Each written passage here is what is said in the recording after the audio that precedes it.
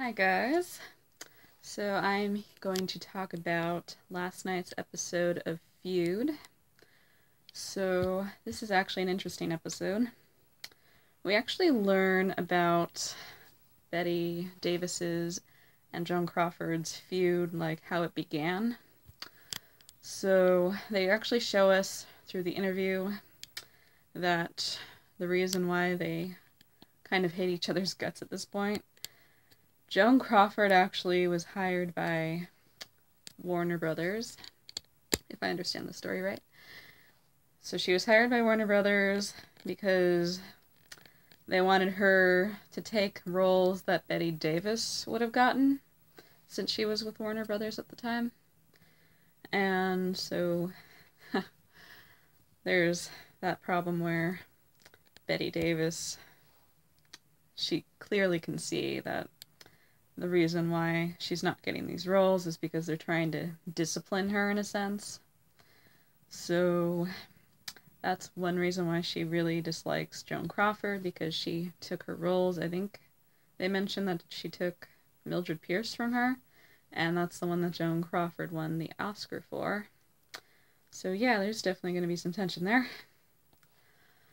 But back in the current 1962 current. So Joan Crawford's sitting, like, getting ready for her scenes, and this young woman walks up to her and she asks for her autograph. And this is what she shouldn't have said.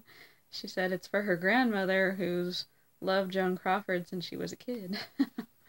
Which kind of points out how old Joan Crawford is. And nobody ever really likes having that pointed out to them, especially Joan Crawford.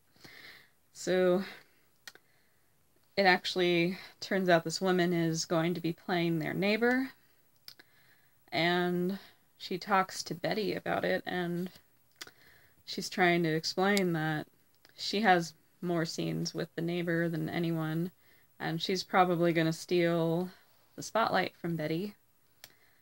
And this is kind of Joan's way of manipulating Bette into getting rid of her.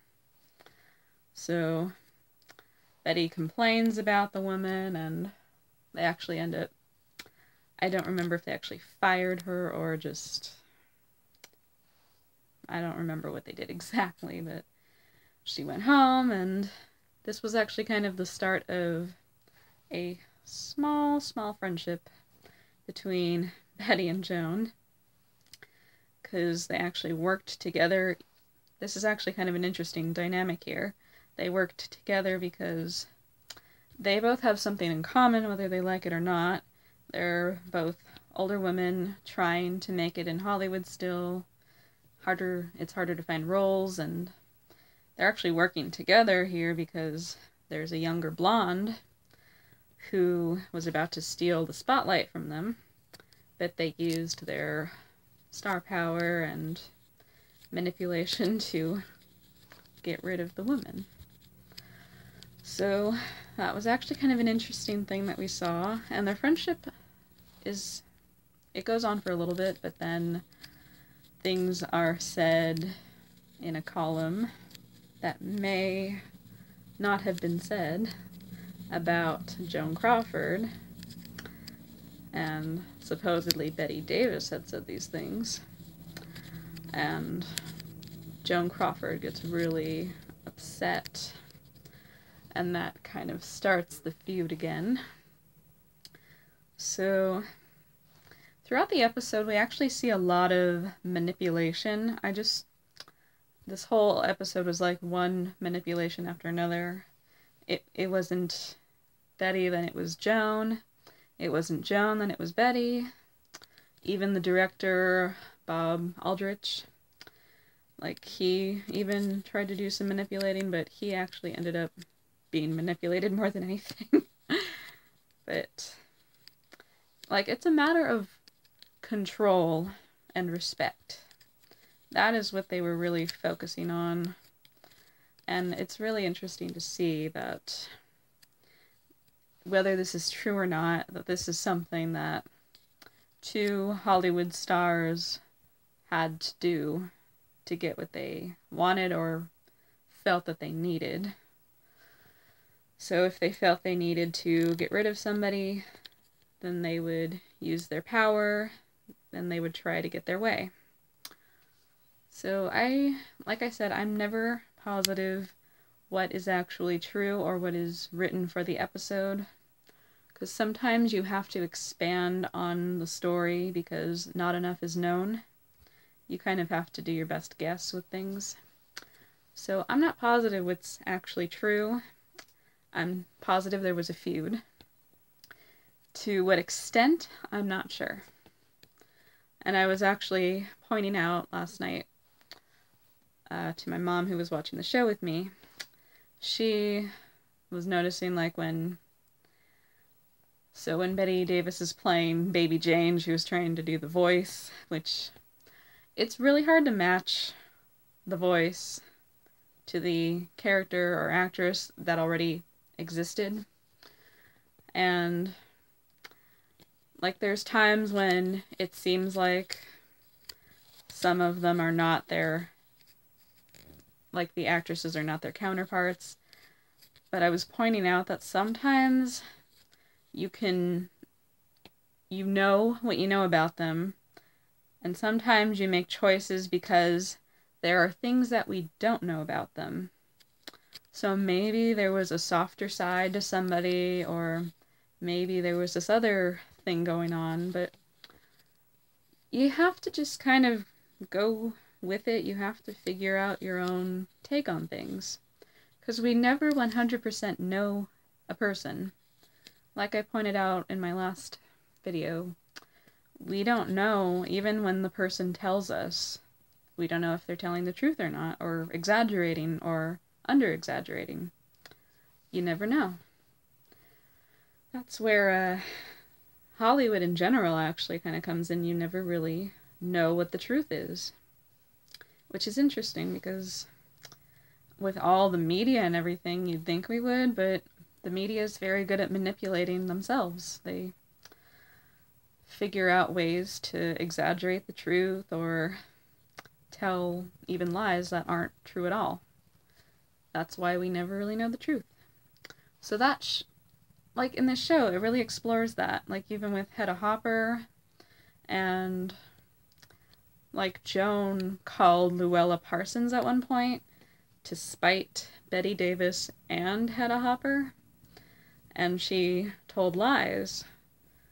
So even if the gossip columnist thinks that they're telling the truth, the person that told them what they said could be lies. Like, it's just a really twisted world, that's all I can say. But you really see that through this show. And you really learn that there might have been more going on, that whether we know it's truth or not, it could still be possible. Like, there was this, I don't remember his name, can't think, Joan Crawford. She says that, I think his name was Paul, I'm gonna call him Paul. She says that he left at some point, and she's calling Aldrich to tell him this, like she needs him to come over. She's upset, but this was a way of manipulating him. And then Paul comes back. Okay, sorry, had to pause. So Paul, the guy, returns, and I actually didn't know who he was, and I think we figured out that he may or may not have existed. I actually thought he was her husband, like after the other husband who owned Pepsi. But we learned that he may or may not have actually existed. It might have just been something that they created in reality, just like a rumor or something. So it's actually kind of interesting. After he comes by and Aldrich leaves, he wants an explanation as to what's going on, and Joan Crawford basically tells him to get out, like, almost like she's firing him. And it's kind of an interesting scene, and it's almost like a commentary on this guy. Like, you don't exist, your character is being written out, go away, that kind of thing. So I actually thought that was a really interesting take on that possible rumor. But yeah, it's like I said, we never really know what's truth, but I like how the show's actually taking that into consideration and being very creative with it, if that's what they were going for. It's just my take. But anyway, we have a lot in store. Like, Bette Davis is getting really close to Aldrich, which is not a good thing, especially when you're around Joan Crawford. And this actually was an interesting scene at the end. Like, Bette Davis's daughter really told her off because Bette Davis didn't like her hanging around all the men on the set. And she points out like she's jealous and she doesn't know when to quit, she doesn't have dignity, and it really affects Bette Davis. So she calls Aldrich over, and they actually have a conversation, like a real conversation. And this is actually the most, like, this is the scene that really made Bette Davis feel like a real person, like not, this is what we know, this is what we saw. This is actually like a real deep meaning scene, which I really liked that because we don't really ever get to know the real people, especially back then. We really didn't get an insight into who they were. It was all like show and tell, even when you saw their home lives. Like nowadays we have YouTube and everything, and people do videos for fun, and it's just very stripped down, not a lot of makeup and all that. But back then, you really never got that insight. So I really liked that we got to see Bette Davis as a real person, and that was really nice. And unfortunately that led to her and Aldrich kissing and other things, but for that moment it was nice. So in the next episode it looks like there's going to be problems again with Bette and Joan. It looks like Joan kicks Bette in the head, which I remember that from the trailer for the whole season. So I didn't realize that happened, so we'll see how that goes down. I'm not sure. I think the next episode is called Mommy Dearest, or it's the 4th episode. As you guys know, that was a movie written by one of Joan Crawford's adopted children.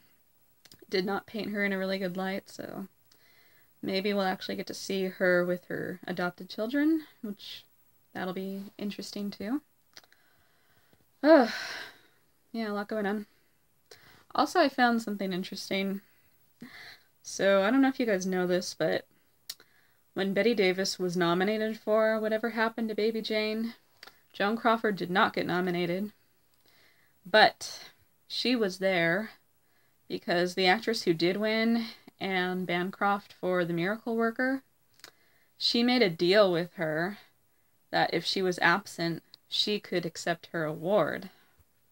I think that is going to be a great scene for Feud because I'm positive it was to spite Bette Davis now. Like, if I had read that before I knew there was a feud, I wouldn't have thought anything of it, but that's really kind of giving it away, isn't it?